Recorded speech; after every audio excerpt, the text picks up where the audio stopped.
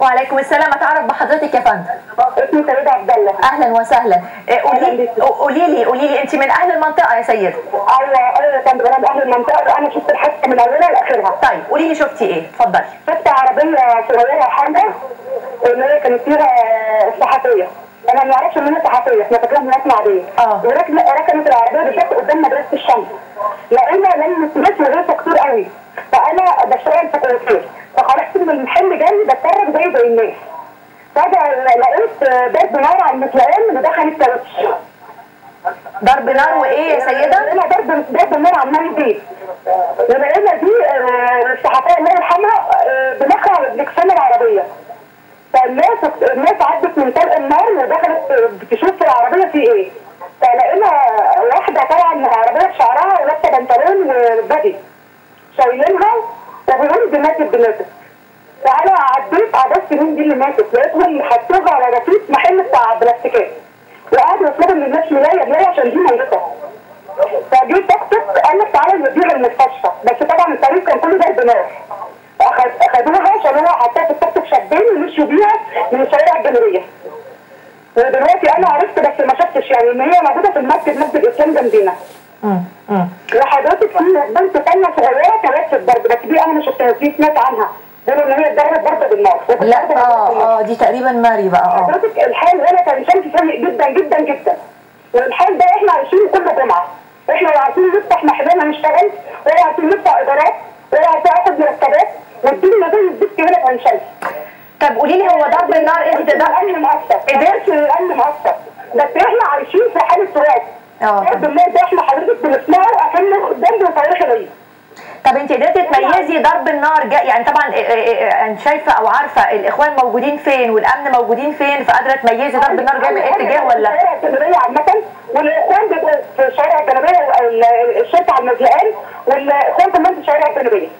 حضرتك ما نقدرش يعني لا ضرب النار بيجي منين يا استاذه سيده؟ بتسمعيه منين؟ جاي من اي حته؟ بسمعه من الجهتين، انا بسمعه من هنا وبسمعه من هنا، بس للاسف اللي بيموت المواطنين اللي في النص للاسف. احنا عايشين في حاله رعب. تخيلوا كل جمعه الصبح لغايه الواحد بقى يكره، يعني كرهونا في يوم السبت ده يوم الجمعه ده الناس بتصلي واجازه، كرهونا فيه. احنا مش عارفين حضرتك نفتح محلنا السبت ساعتين ثلاثه وقعدنا في المحل 3 ساعات مستخبيين في الارض من ضرب النار. طب انا عايزه ارجع بس لكلامك، انت قلتي لي معلش، انت قلتي لي ان العربيه وكان فيها فتاه البنت وكانت بشعرها، صوره مياده هي محجبه، فهل ممكن تكون انت بتتكلمي على ماري سامح جورج؟ طبعا انت ما تعرفيش الاسماء. لا لا ما انت عارفه طبعا مش هتعرفي الاسماء، لكن انا بوضح برضه للساده المشاهدين اللي بيتابعوا معايا. انا ما اعرفش مين. ما انا فاهمه طبعا. ليله 26 حمراء. العربيه حضرتك بعد كده غناها فيها. طيب قولي لي انت يعني الاخوان وكل جمعه النهارده اللي حصل ضرب نار، ضرب خرطوش، عملوا ايه في عربيات الاهالي؟ احنا بنسمع اخبار من القيادات الامنيه، لكن انا عايزه اسالك انت من اهل المنطقه. في اتلافات كتير قوي، عربيات حريق عربيات، وحضرتك الجمعه اللي فاتت اللي قبلها كان برضه في حريق عربيات. بس للاسف انا ما بوجهش اهمال في الامن، بس الامن بيجي بعد ما هم بيدمروا. ماشي بيحاربهم بيمسكهم ما بينكرش. حضرتك ده انا بكلمك في قدامي امن جايبين اولاد باسلحه. حضرتك انا بكلمك دلوقتي شايفه في الامن جايب اولاد قابضين على ناس ماسكين سلاح. مقصرين، انا ما بقولش اولاد منهم مقصرين، بس بينزلوا بعد من الشبكات، بعد ما هم بينزلوا بيكسروا. حضرتك الجمعه اللي قبل اللي فاتت كسروا سنترال عين شمس ودرجه الكشف وطلعونا قدام عينينا.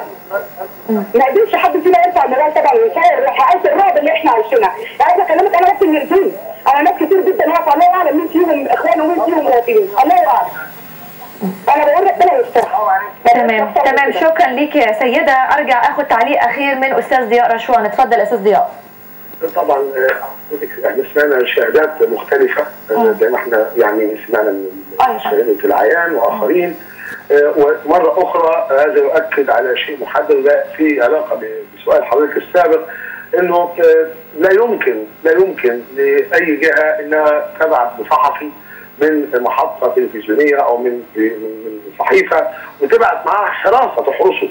الصحفي مفترض ان هو بيؤدي عمله